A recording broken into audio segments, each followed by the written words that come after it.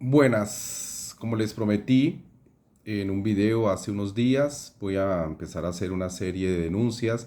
En este caso nos vamos a ocupar de un tema que ha sido sensible y bien divulgado en los medios nacionales y tiene que ver con la vinculación de la directora de la oficina jurídica a la planta de personal docente de la Universidad del Tolima.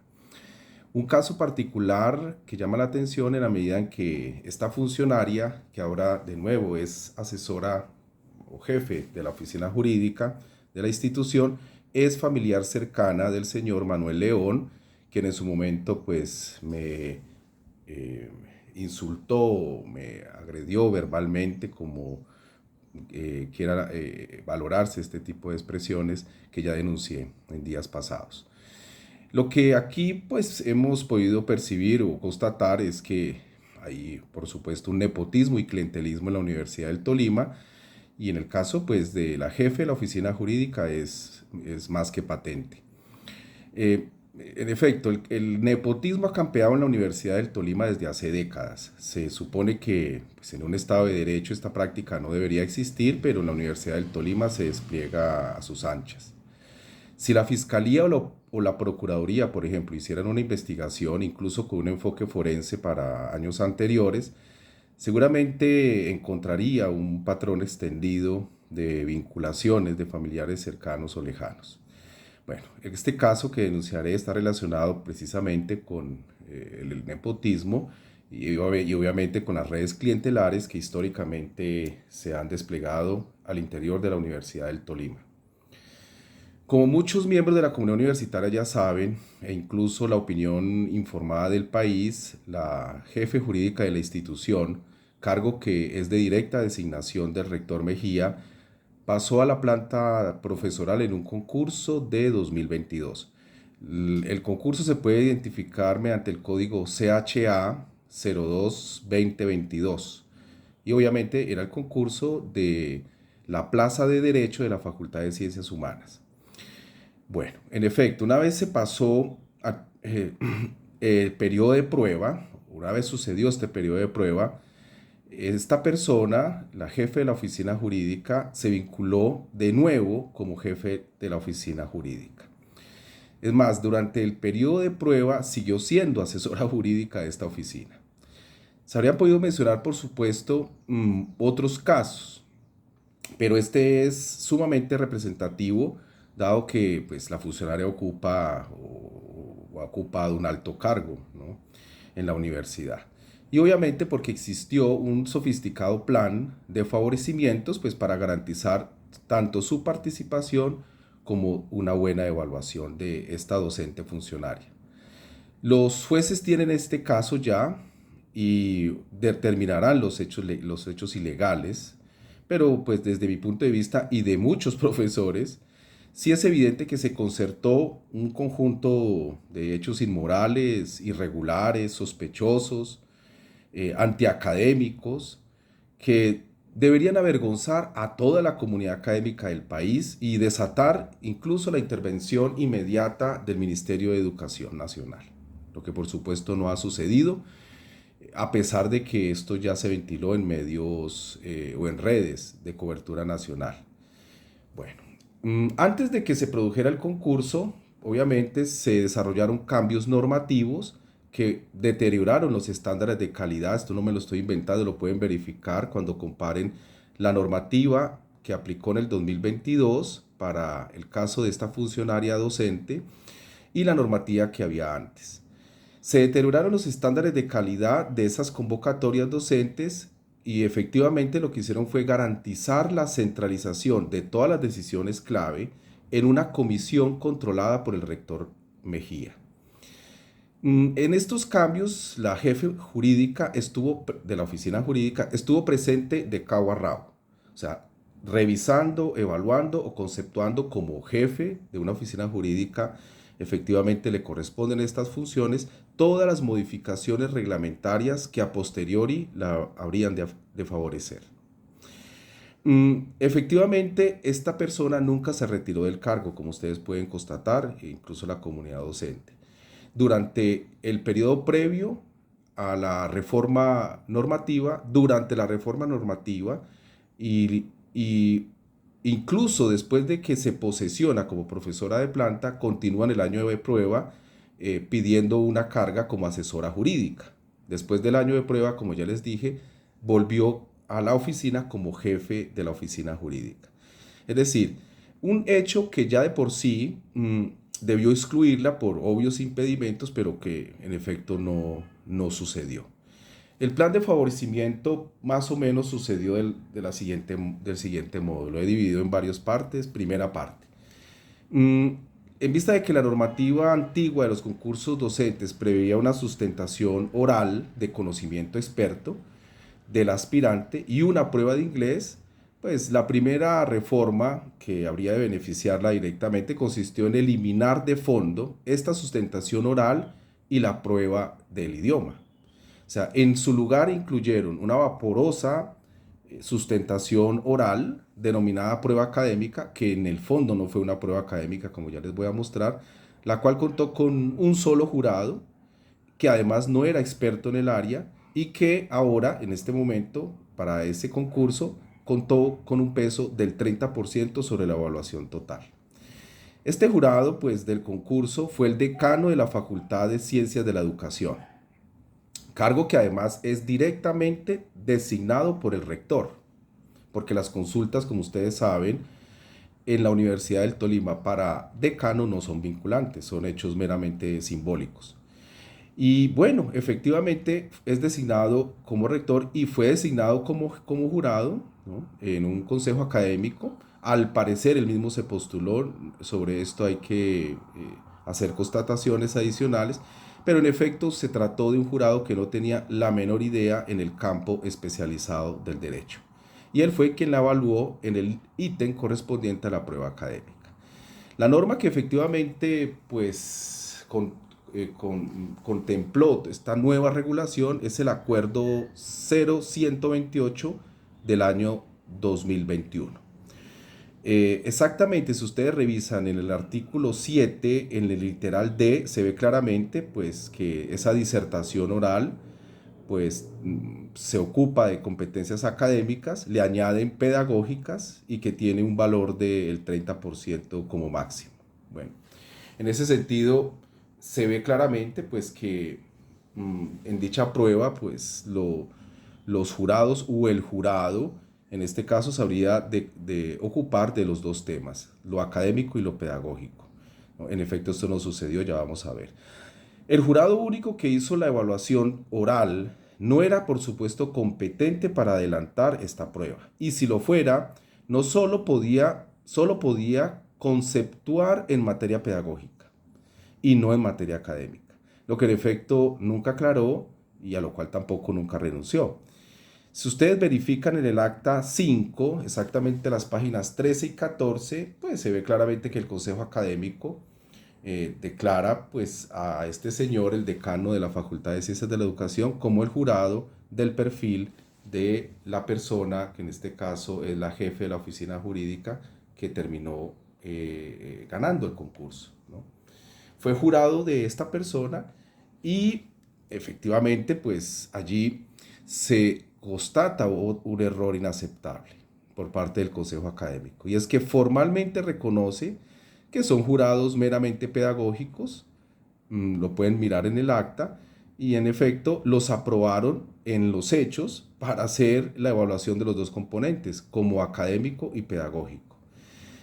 Como era de esperarse, pues el jurado pedagógico le puso una nota de 29.8, que efectivamente es una nota rayana en la perfección, ¿no?, de la materia evaluada. Una persona que no tenía expertise en el tema le pone una evaluación que puede corresponder a una evaluación casi perfecta.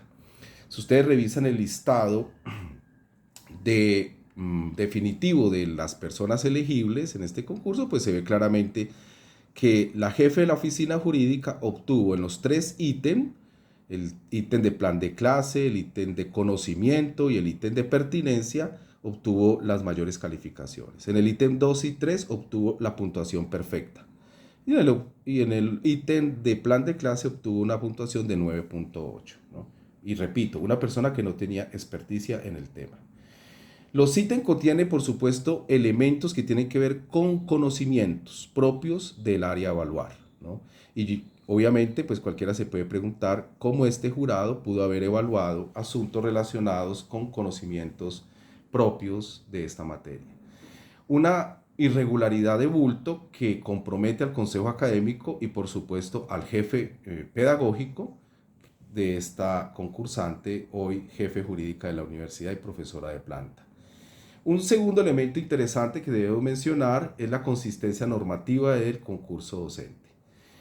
Allí, por supuesto, podemos encontrar varias irregularidades. Hay tres normas que regulan este asunto del concurso docente en el que participó la jefe de la oficina jurídica. El Estatuto General, el Estatuto Profesoral y, por supuesto, el Acuerdo 128 de 2021 que regulaba el concurso. Estos son las normas principales. El estatuto pues, general sencillamente le ordena al consejo académico o le entrega la competencia en estas materias. Ustedes pueden revisarlo en el artículo 24 del estatuto general, el literal E. Le entrega la competencia de revisar y recomendar al rector la proyección de la planta de personal, que obviamente será elaborada por las vicerrectorías y se presentará al Consejo Superior para su aprobación. Si ustedes revisan con detalle, pues encontrarán que esta competencia que se le entrega al Consejo Académico solo puede revisar y recomendar la proyección de la planta. Es decir, que su competencia se limita a establecer el número de plazas por unidad académica y el tipo de vinculación, como tradicionalmente se ha hecho en esta universidad y en otras. ¿Qué tipo de vinculación? Ocasionales o de planta. Y que obviamente pues obedece un estudio técnico sobre los requerimientos de la planta futura de docentes. De ninguna manera se establece la competencia de modificar los perfiles en el consejo académico, ni tampoco de concertar esta competencia con el consejo de cada facultad. Eso es una obviedad. Si fuera así, obviamente el artículo 24 del Estatuto General pues debía establecer claramente que la competencia era la revisión de la planta futura, la aprobación de los perfiles docentes en concertación con el Consejo de Facultad. Y esto no lo dice el Estatuto General. No le entrega esta competencia compartida al Consejo Académico y al Consejo de Facultad. Eso no lo dice por ningún lado. Si lo dijera sería otra la historia, por supuesto. Pero para ese momento no. Y no lo expresa así, pues dado que la competencia de aprobar perfiles solo residía en el Consejo de Facultad, tal como lo dice en el artículo 7 el Estatuto Docente. Allí se ve claramente que los perfiles serán taxativamente aprobados por el Consejo de Facultad o el Consejo Directivo del Instituto.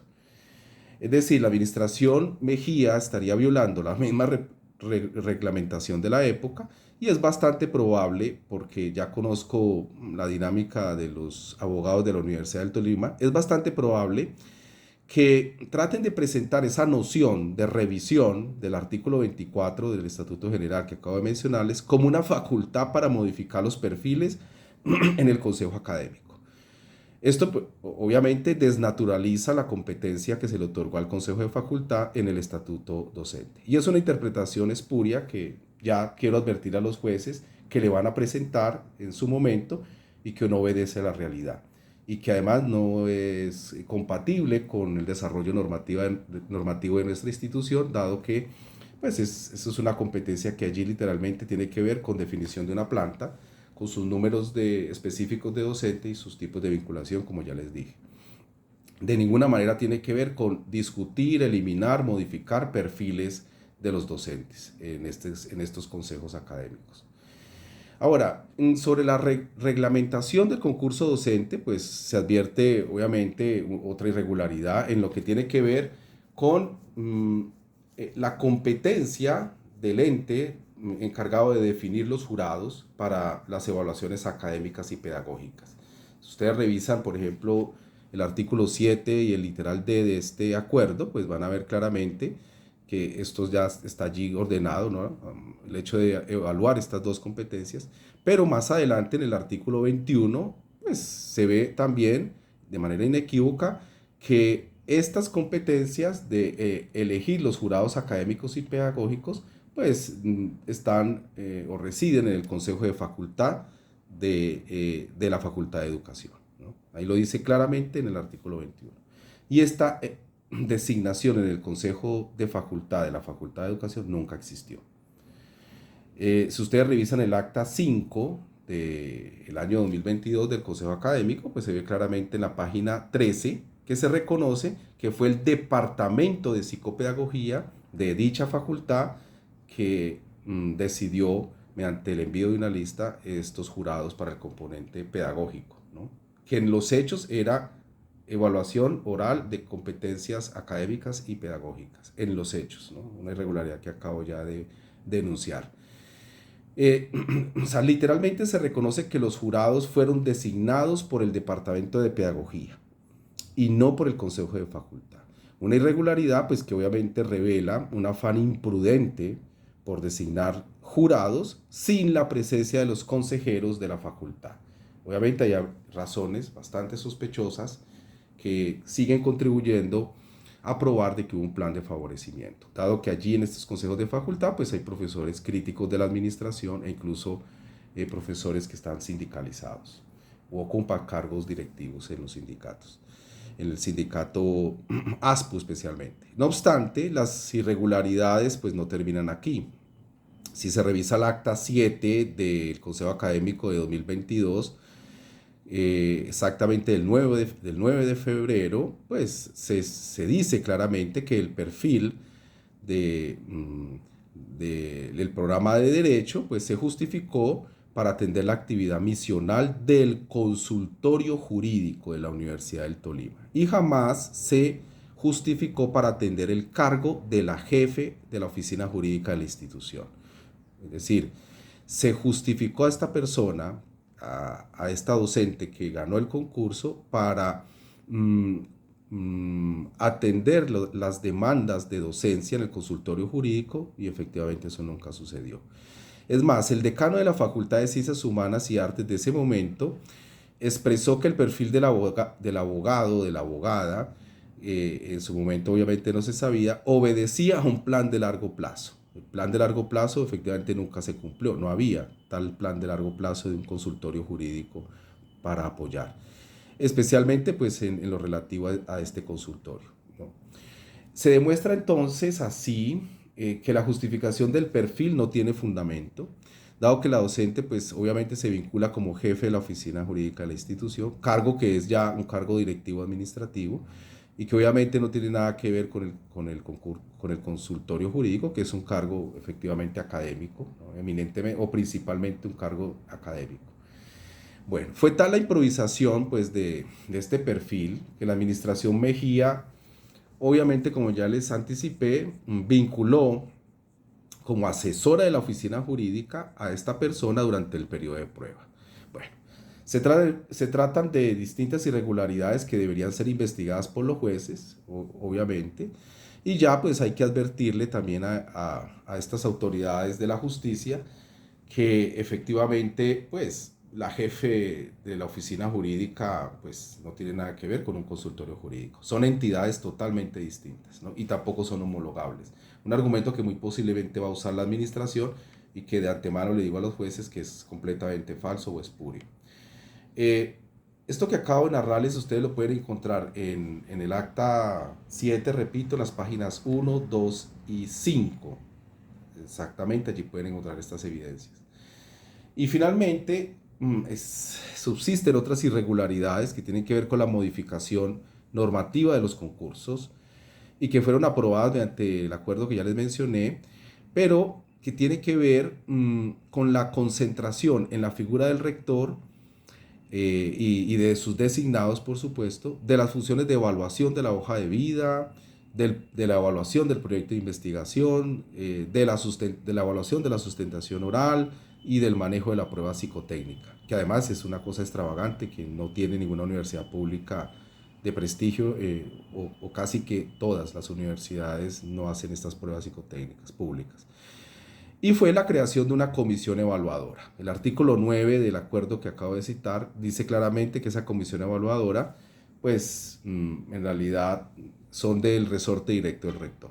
El único que no pertenece a una designación directa es el representante de los profesores, pero obviamente allí sería una evidente minoría.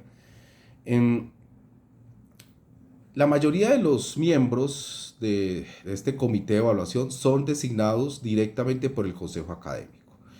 Y obviamente, pues como ya les mencioné, los decanos y los vicerrectores son las mayorías en el consejo académico.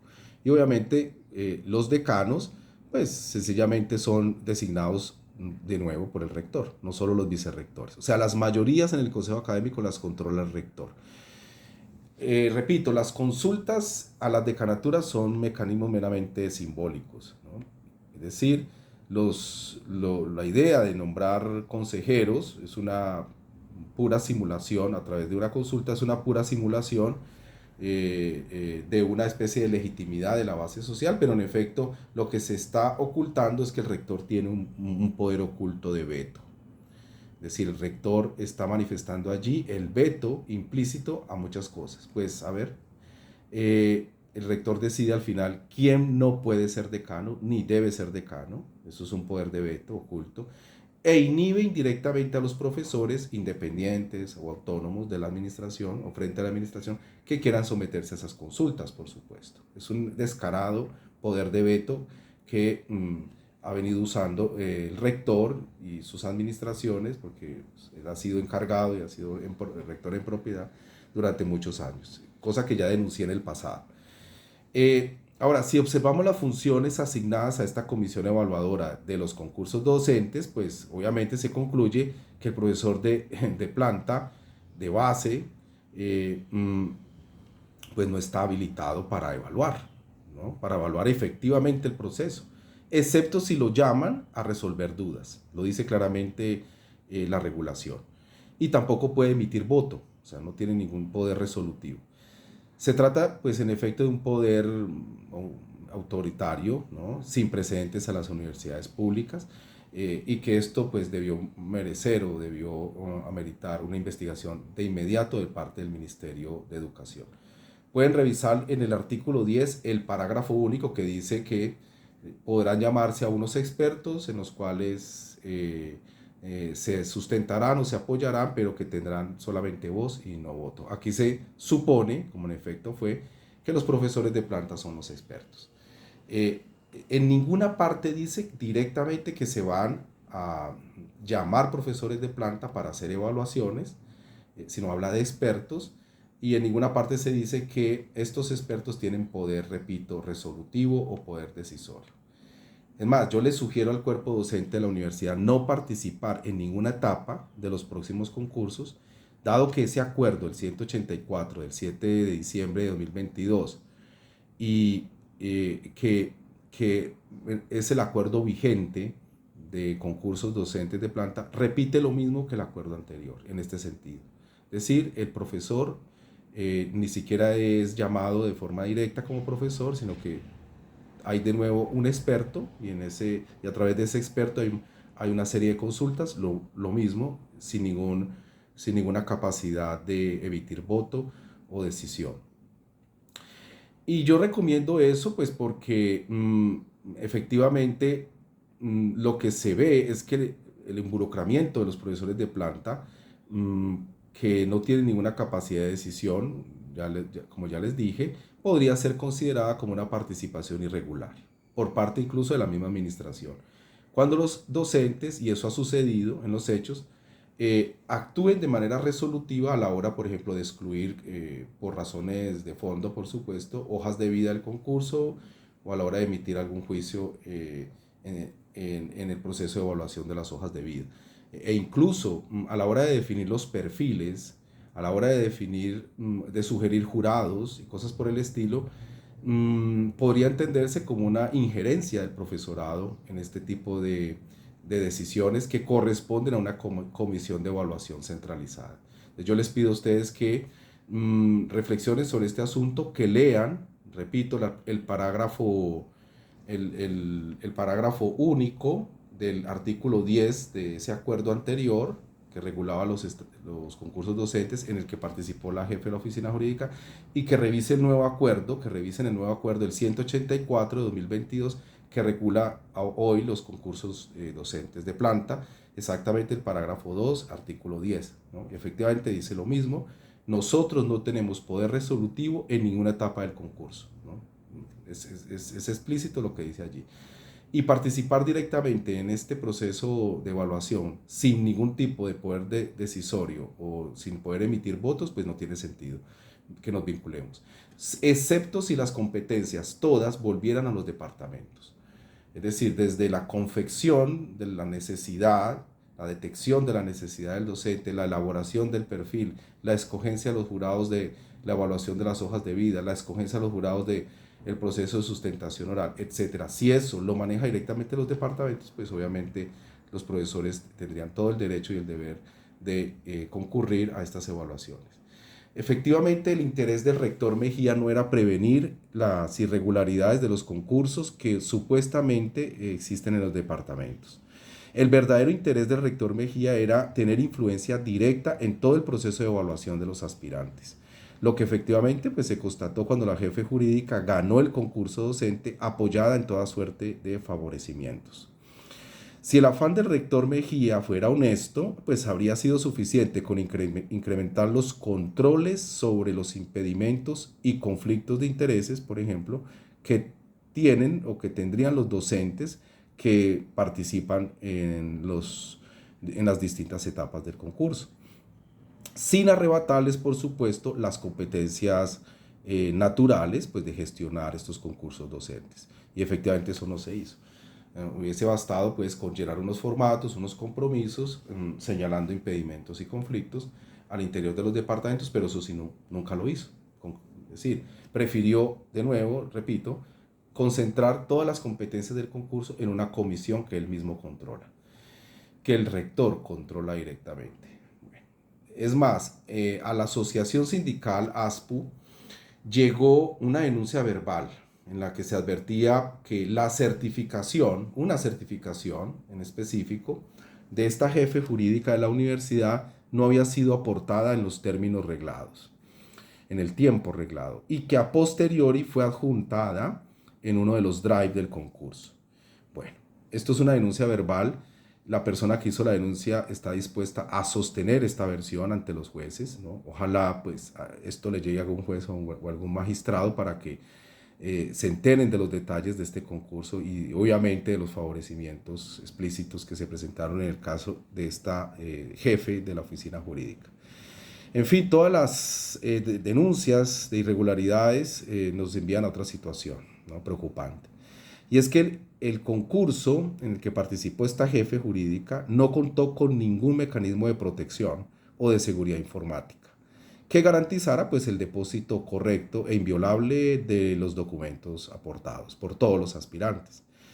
De hecho, en el sindicato se recibió en ASPU otra denuncia verbal sobre la incapacidad de la plataforma de verificar la recepción virtual de los documentos, o la alta posibilidad de intervenir en los drive o repositorios virtuales, dado que no contaban con ningún tipo pues, de vigilancia independiente de la administración Mejía.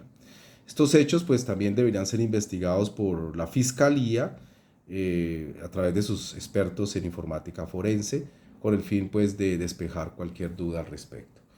Es un video largo, pero efectivamente la situación lo ameritaba, dado que pues, esta funcionaria, ¿no?, docente, ocupa un alto cargo en la universidad y además pues, ha orquestado el cinismo más monstruoso que yo haya podido ver en esta universidad, y es tratar de impugnar a un senador en el Senado, a través de la Comisión de Ética, impugnarlo porque hizo esta denuncia. Es decir, es absolutamente descabellado, delirante, ¿no? Y yo diría que raya con una monstruosidad, ¿no? Que una persona que en lugar de apartarse del cargo, de pedir disculpas a la comunidad académica del país, insista en que todo lo que pasó fue absolutamente normal y que obedeció a principios morales o éticos de la comunidad académica. Muchas gracias, y en los próximos días esperen el segundo video sobre las denuncias en la Universidad del Tolima.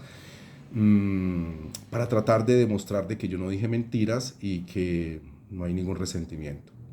Esto que le sucedió a esta alta funcionaria efectivamente se puede repetir con otros altos cargos en la Universidad del Tolima.